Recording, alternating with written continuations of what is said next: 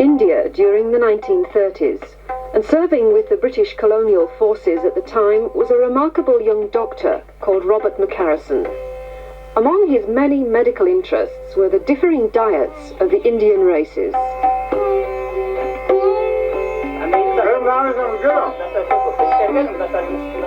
The Pathans, people of the northwest frontier, who today straddle the mountains between Afghanistan and Pakistan. Their physical size and strength have made them renowned for their fighting qualities, both then and now.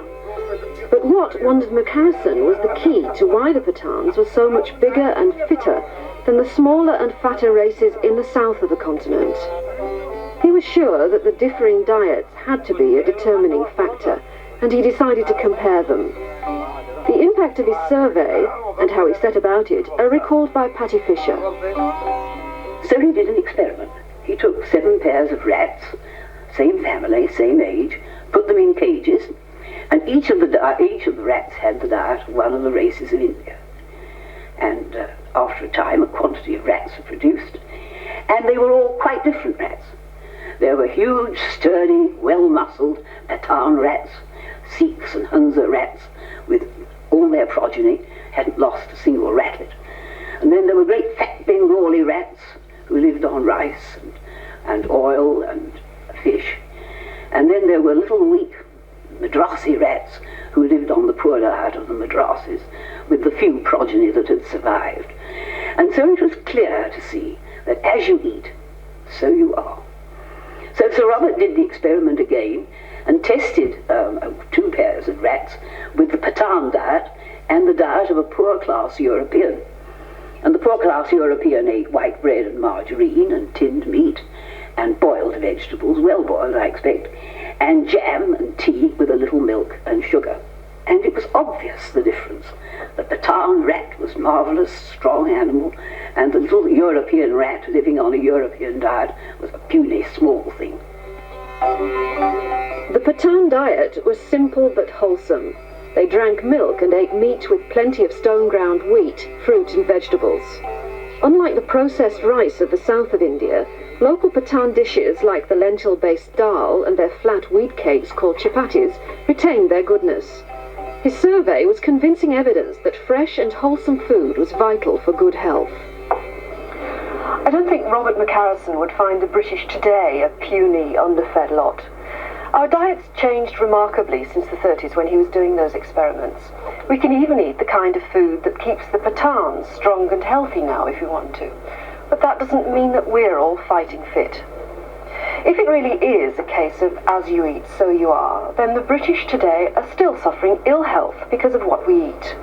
And the McCarrison experiments are still very relevant today. But the problem and its causes are the exact opposite of what they were. In the 1930s, the risk was that you might eat too few vitamins, minerals, or proteins. The diseases were those of deficiency, and great efforts were put into making sure that we all ate a more balanced diet. Nowadays, the diseases are those of affluence. We tend to eat too much. And in tonight's programme, we're going to see how we may have solved one problem, only to substitute another for it. There is now a growing body of medical evidence in favour of the view, almost in the words of the government health warning from cigarette packets, that overeating can seriously damage your health. You can't expect people to get fat unless there is an ample food supply. But today we have an ample food supply, and one would say actually that it's not particularly a good quality food because there's too much fat and too much sugar in it, and these two enable people very easily to overeat, and I think that's the simplest explanation as to why obesity has increased. So in the words of the 1960s cliche now, I suppose, it really is true that obesity is a disease of affluence. Oh, absolutely, absolutely. Yes, that's right. I worked in Africa and lots of very undernourished people, but the affluent people, the governor and his wife, these were the people in our village who were fat. And they were enormous because they had the money to buy the food. Although obesity is basically a condition of excess body fat produced by overeating, other factors such as the body's metabolic rate may play a part too. An enclosed chamber at Queen Elizabeth College London is being used to measure energy output over a daily cycle. But this kind of investigation is very complex. It's slow business doing obesity research. Any work with humans takes a long while. We've had in there big eaters and small eaters, we've had fat people and thin people, and we are now putting in people who have been fat in the past and so on. And what we've shown so far really is that there is an enormous variation in metabolic rates from individual to individual, and we are trying to use that information to predict which people are likely to become fat and which are not. Medical concern about the problems of obesity is now greater than ever before, and the recent publication of a report by the Royal College of Physicians highlights just how serious a problem it is, and how few resources are available to tackle it. As a nation, we are overweight. A third of the population are heavier than is good for their health. So it is a major public health problem in this country.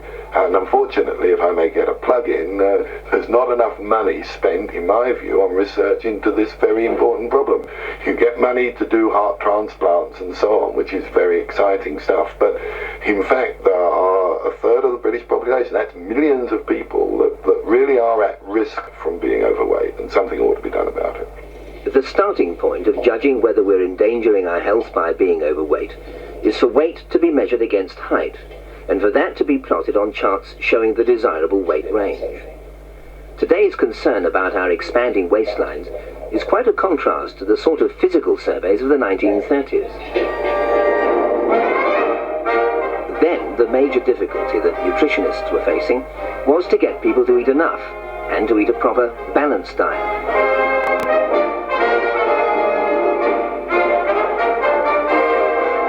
Malnutrition was a serious problem throughout the country. One of the pioneers of British nutrition who campaigned throughout the 1930s and the 1940s for a better and more balanced diet was John Boyd Orr, head of the Rowett Research Institute in Aberdeen. Today's head of the Rowett is an equally strong campaigner for better nutrition, Professor Philip James.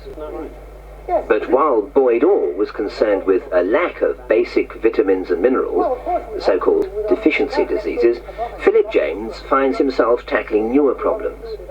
The deficiency diseases have largely disappeared, but an improvement in the availability of food has brought other problems, as successive government and medical reports confirm.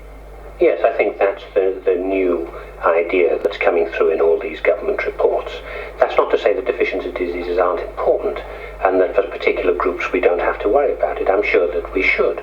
But I think that it would be ridiculous to say that this is the be-all and end-all of nutritional problems in Britain. And we ought to be recognising that staring us in the face are these problems of obesity. 2/5 of the adult population being overweight or extremely obese. 10 to 20% of the population with problems of high blood pressure, an extraordinary number of people dying of heart attacks, constipation being one of the real problems that take individuals to their general practitioners, and cancer of the large bowel, if that's related to diet. That being one of, well, a very common cancer, the second most common cancer in the adult population.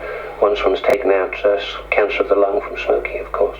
So these are, in fact, new concepts relating diet to disease, and we can't just sit back and say, let's take a varied diet, avoid protein deficiency, avoid vitamin deficiencies. We've got other problems now to tackle. All this sounds almost as if it's on the scale of epidemic proportions. How do you describe an epidemic? Most people worry about the concept of contagious disease. I think the individuals who are concerned that we don't know exactly why people get all these conditions are rather worried that one should talk about epidemics, but certainly one could fairly claim that given the frequency of this in the population, that we're dealing with conditions on epidemic proportions. It's difficult for people to think about an epidemic of disease which relates to our diet when food is so much a part of our life. Whether it be part of an elaborate social ritual, such as this banquet where food is central to the grand occasion, or when food is simply part of the body's daily need to refuel, a necessary pit stop, such as this taxi driver's cafe.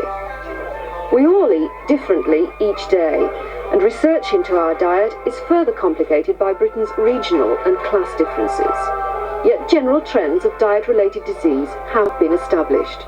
On this map of Britain, the death rate from heart attacks can clearly be seen to be higher as we move further north and west. Lifestyle and standard of living are important factors. But other diseases like cancer of the intestine and rectum, which may be more closely related to diet, show a similar pattern. So regional variations in death from diet-related diseases are marked. The only time that the different regions and social classes in Britain have been close to eating the same, and eating well, was during the war. Rationing ensured that everyone ate a sensible and reasonably balanced diet. But today's free-for-all makes it very complicated to undertake dietary surveys. The issue in relation to diet is, of course, that it is very complicated. It's very difficult to describe the diet even of one person over a fairly long period of time, and extremely difficult to describe the diet of a lot of people over a long time. I mean, it's an impossible intrusion into people's lives to ask them to weigh and have analysed every single thing they eat over a long time. One has to get to one's evidence to a considerable extent indirectly by asking them about their diet or by studying statistics of food intake at a national or at a subnational level. Cancer is increasingly related to diet. Do you go along with this? Well, a recent estimate by Professor Dawes suggested that about 30% of all cancer is related to diet, which is a very important proportion. The difficulty about cancer as compared with heart disease is there are many different kinds of cancer with different causes, and different foodstuffs are involved, and the evidence is much more difficult to summarize.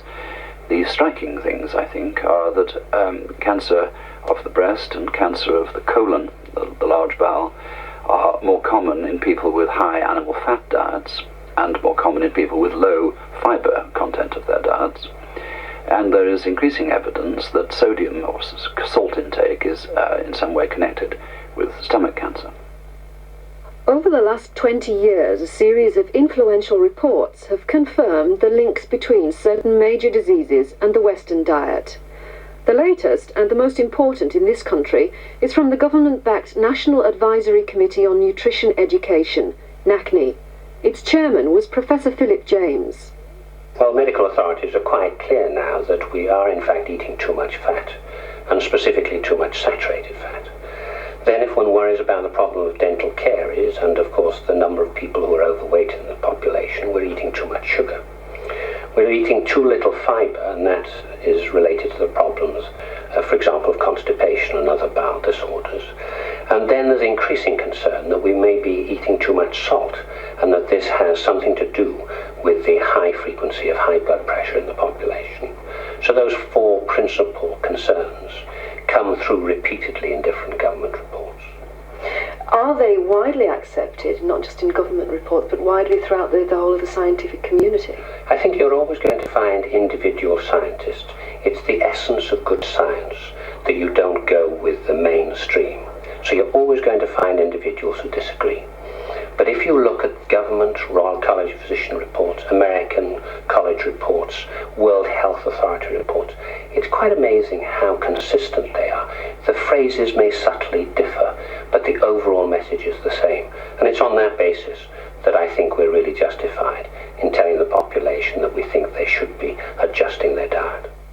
The recommendations of the report have proved controversial.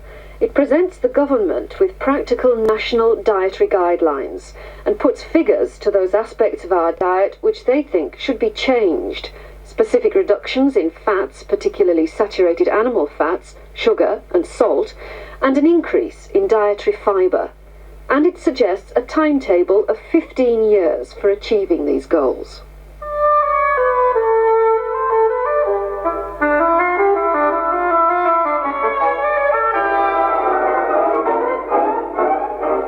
Rationing comes to a sticky end, and small boys everywhere hail the Food Minister their hero of the hour. At last, after 9 years on personal points, Britain follows up the heat wave with the sweet wave.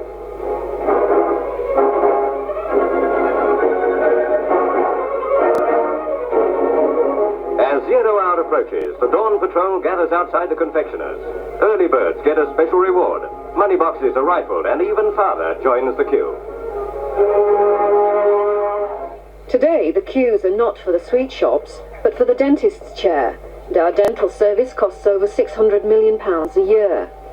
1 out of every 3 British adults have none of their own teeth left.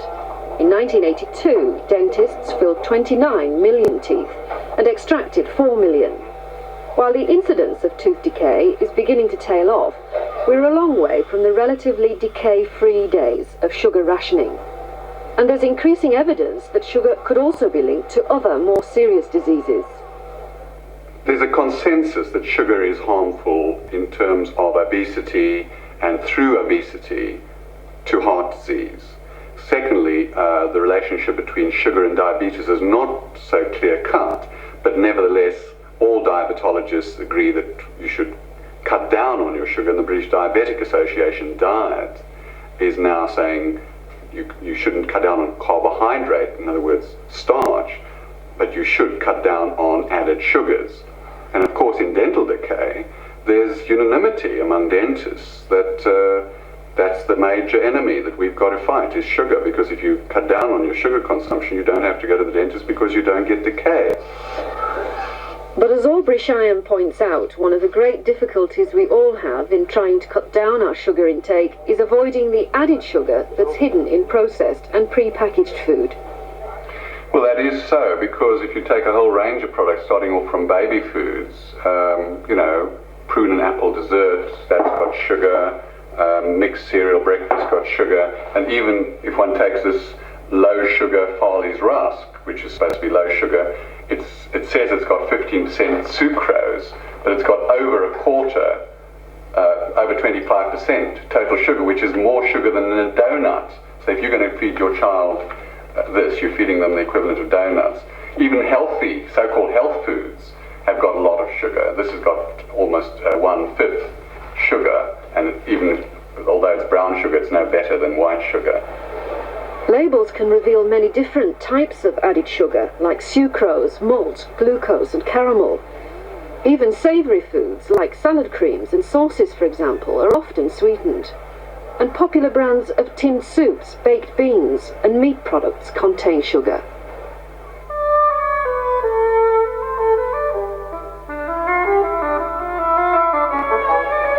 Fat, in particular the saturated fat from animals, is of great concern because of its links to major killer diseases like coronary heart disease.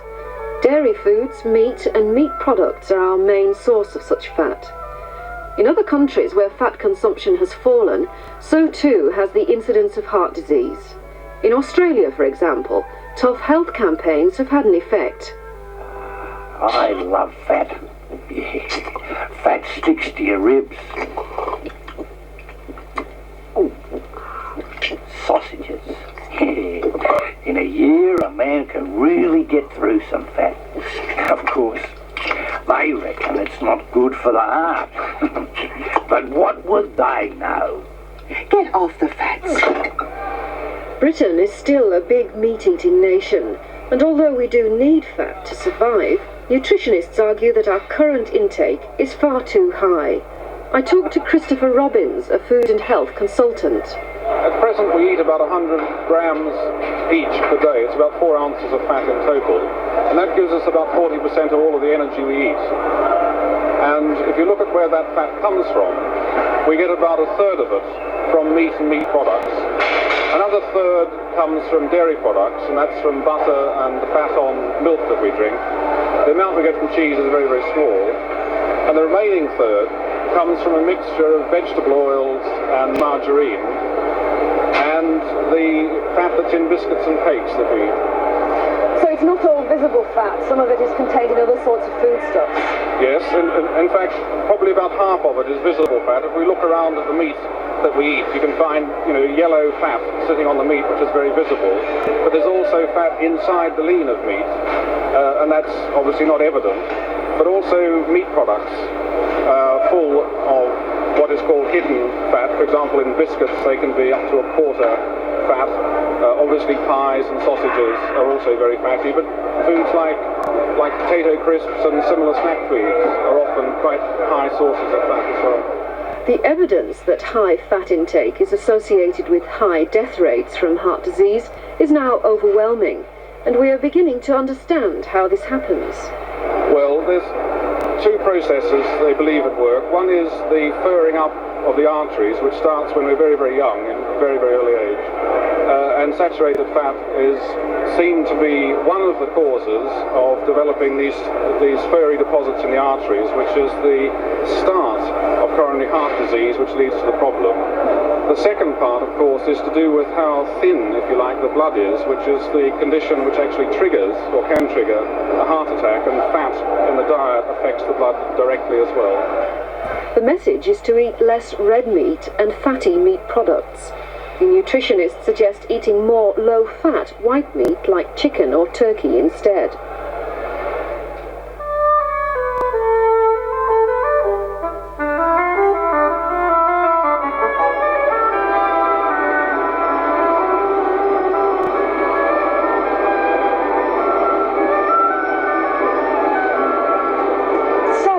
One of the most common ingredients in our diet.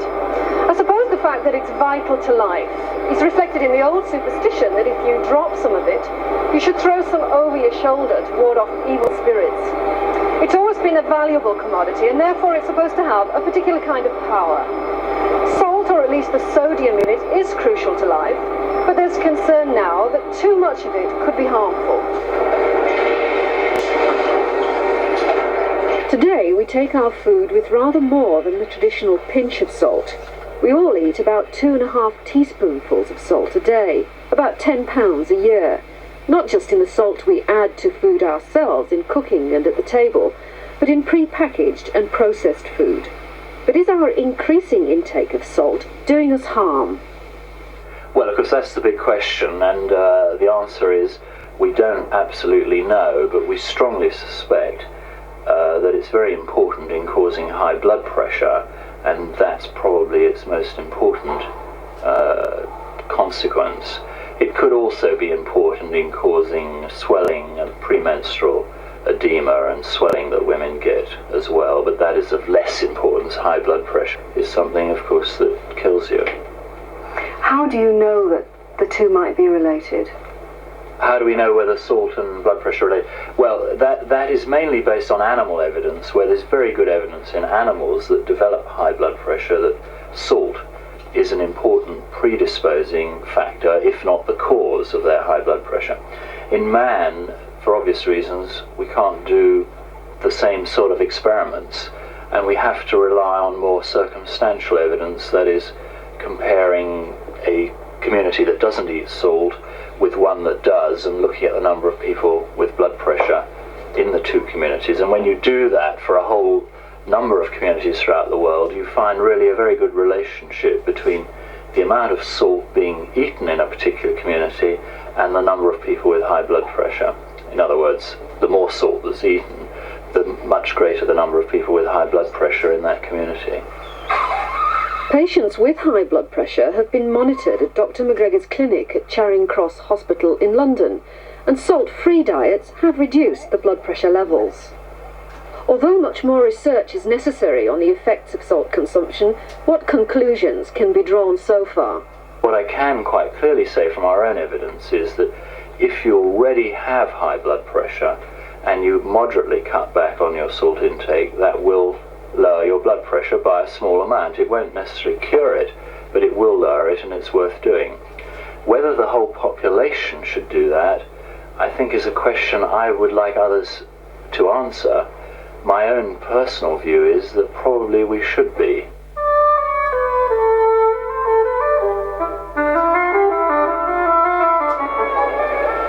It isn't all bad news, you know. It's not that we've got to start cutting down on everything we eat. There's one substance that we should be eating very much more of, and that is fibre, roughage. The function of fibre is to help bulk out the food in the gut and aid digestion. In fact, somebody said the other day that it shouldn't be called roughage at all, but smoothage. Breakfast mixes, like this version, contain a lot of the substances that give us fibre. Sultanas, dried fruit, nuts, raisins, and bran. And it's now becoming apparent that fibre in the diet isn't just a matter of giving us roughage. Fibre can also help to prevent a number of very serious diseases.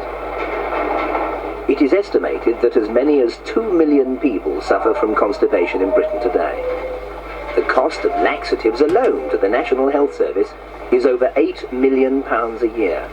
And yet, An increase of fibre in our diet would dramatically improve the situation, and medical opinion believes it could also help prevent many other serious diseases.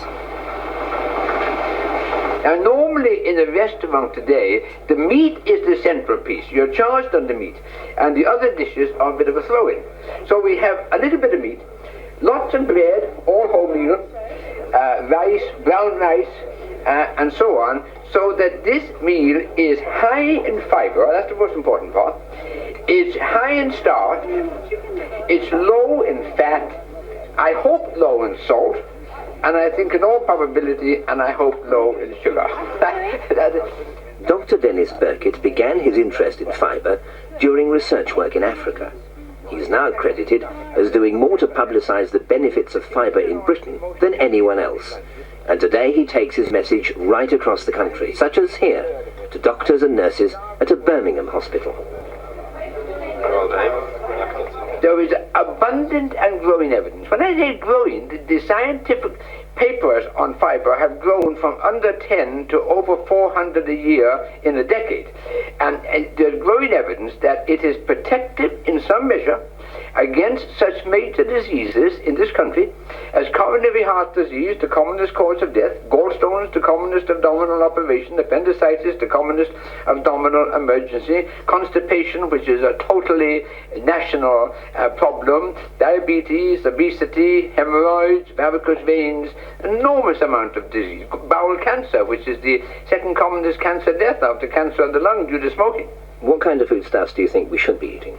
Well, the most important ones are the cereal foods of all kinds. In particular, bread.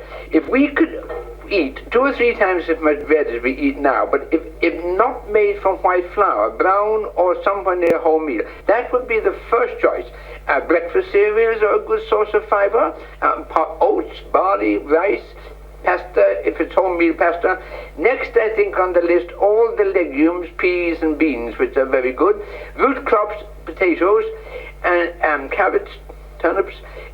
Probably bottom of the list, fruit and green vegetables, which until relatively recent years, until 100 years ago, of course, were never eaten, except in a few months in the summer when they were available because we had no means of storing them. But how could we work out if we've got enough fibre in our own daily diet? Yes, I mean the ideal way would be to get people to weigh their stools, but people aren't prepared to do that because we are a constipated nation and we only pass about a quarter the amount of stool that communities pass who have minimal amounts of these diseases. Now, fibre makes gas. Part of the gas is passed as wind, part of the gas is entrapped in the fecal content in the bowel and it makes it buoyant, so that people on high fibre diets normally have floating stools. People on low fibre diets normally have sinking stools. And in our observations, all communities with minimal rates of the diseases I've listed have stools that float. Those with maximum rates usually, but not always, have stools that sink. And large floating stools are related to low rates of most of our Western diseases and vice versa. Now, everybody can discover tomorrow morning whether they are floaters and sinkers. And you won't become a floater by increasing your intake of fruit and vegetables. You can become a floater pretty quickly by increasing your intake of minimally processed cereal foods, wholemeal bread or brown bread in particular. So the 5 specific changes that NACNI suggests are: total fat down 25%, saturated fat down 50%, sugar down 50%, salt down 25%, fibre up 50%. So how does that advice actually translate into the down-to-earth business of shopping? Well, I went with Philip James to his local supermarket in Aberdeen to see how he tackled the week's shopping for himself, his wife and 2 children. We stopped first at the biscuits. When you're buying biscuits, everybody says that's marvellous. When you're going to buy plenty of fibre and so on, the 2 things that one has to worry about on biscuits are the fat content and the sugar content. Well, the sugar thing's obviously apparent to people because it's part of the taste, but the fat probably isn't so apparent, is it? No, and you can, of course, if you buy chocolate biscuits, you're guaranteed to get a lot of fat as well as sugar. And then in popular biscuits like digestives, the fat content can be as high as a quarter. He and his family rarely buy sweet biscuits, nor do they buy much actual sugar. One bag usually lasts his family 3 weeks. A kilo bag of sugar, you may be surprised, if you don't do that much cooking in the home, you in fact get through perhaps a kilo in 3 weeks. In 3 weeks? 3 weeks. Well, why do you have to add sugar to your tea and coffee? Within a few days of giving up, you get used to it and then you can't stand it. And then the question is, what's the way you're using it? And you'd be amazed at how many products actually have sugar anyway. Next, we moved on to the red meat counter. But on the way, he picked up both a chicken and a turkey, often just a once-a-year Christmas treat. Well, that's right, but people don't realise it's actually excellent value, and it's very low in fat. So I'm surprised that more people are not buying frozen turkey. Excellent value, easy to serve afterwards. I mean, there's a whole series of advantages, and it's once you transfer from that to the red meat, then you have the problem trying to decide now what on earth is one going to purchase. What's the problem? Well, the problem, of course, is the question of the fat content. Now, if you see a lot of fat on the meat, you think, well, I'm going to either cook it and then cut it off, or you're going to avoid purchasing it. But if you take mince, I mean, mince is a very commonly bought meat, then the question arises, how does that mince compare with another? Now, you may say, well, this looks a much higher quality, it seems to have more meat in it and less fat, and indeed the price is higher. The problem with the mince is actually in the cooking. One needs to cook it, cooling after the initial period, so you take the fat off. At that stage, mince is a perfectly reasonable dish, but if one just cooks it and eats it, then you can have an extraordinary amount of fat without even realising that you've got it. So care should be taken when buying red meat to check on the leanness. Unfortunately, cheap cuts usually do mean fattier meat. Some of which look extremely good over there. On the bread counter, Professor James was interested in the brown breads. We should all be eating more bread, and wholemeal is particularly high in fibre, so he chose 3 large loaves. On the cheese counter, he passed on the traditional British cheeses in favour of a lower fat cheese like Edam. So you've got some Edam and some soft cheese, but no traditional English cheese? Well, one of the points about the traditional English cheeses is, of course, that they're really quite high in fat. And the Edams, the Goudas, these types of cheeses are much lower in fat and perfectly satisfactory. And you can use that plus this low-fat soft cheese very adequately for a whole range of things, making sandwiches, putting in with a general meal. People have got into the habit of going for the very high-fat cheeses, and there's no real need. I mean, I'm not saying don't have any, but I mean, if you find that Edam, for example, is just as good, well, why not go for it? Well, on to the rest of the dairy produce. Fine. The important thing to remember is that a little bit less of all dairy products can help considerably in cutting down our fat intake. Well, you've got 3 big loaves of bread. What do you fancy putting on that lot? Well, one's got 2 general options. One can go for some margarine, or you can go for a low-fat spread, or one can go for butter. Now, if one takes these 3 packs, one's effectively got, in my term, 3 weeks supply for the family of 4.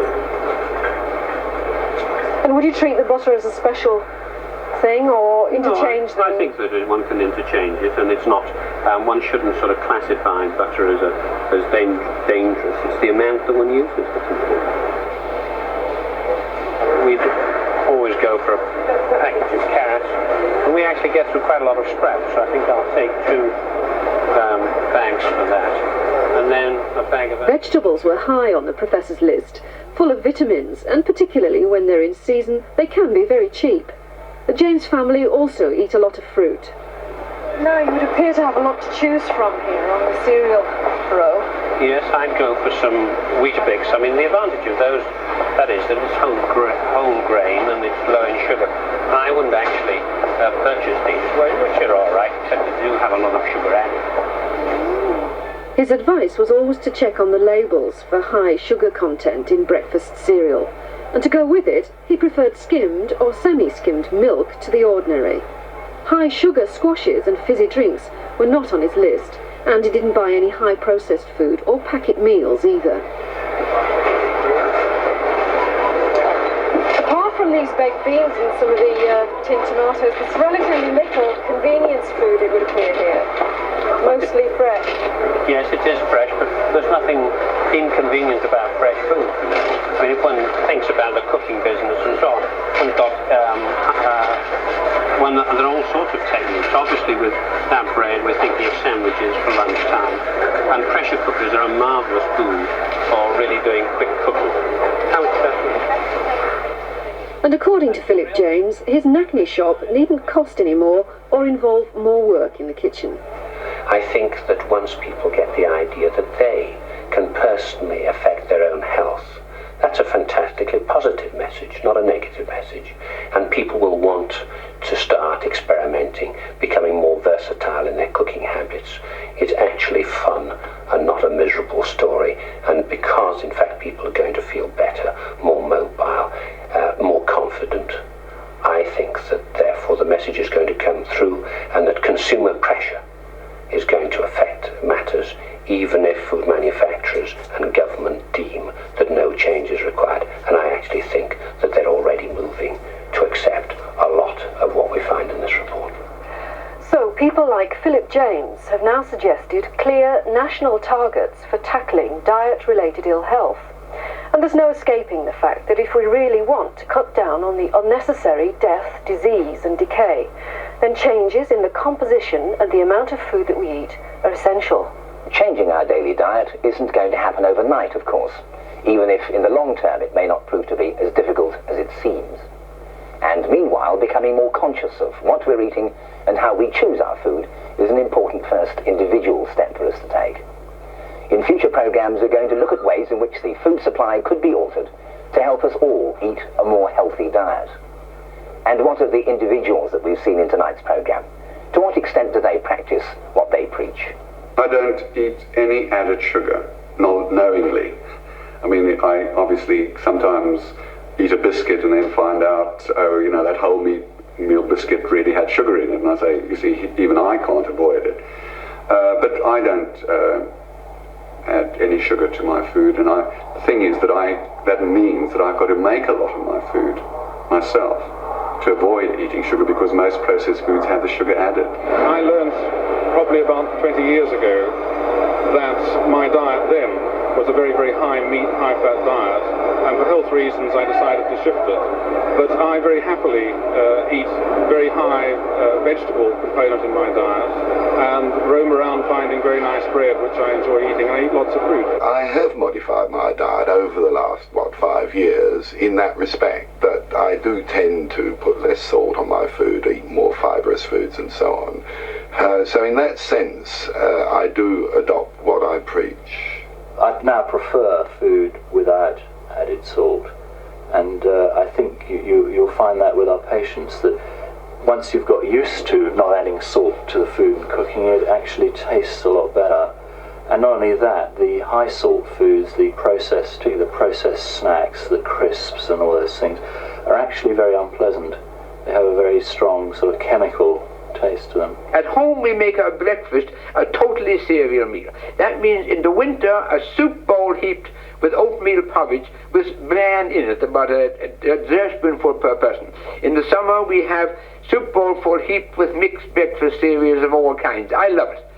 For the evening meal we'd have the same as always, potatoes, meat, sweet, but we would recommend people ate 4 times as much by weight potatoes and vegetable as meat. Cut down the meat. We never peel our potatoes, we never fry our potatoes. In fact, we only have a fry about once or twice a year.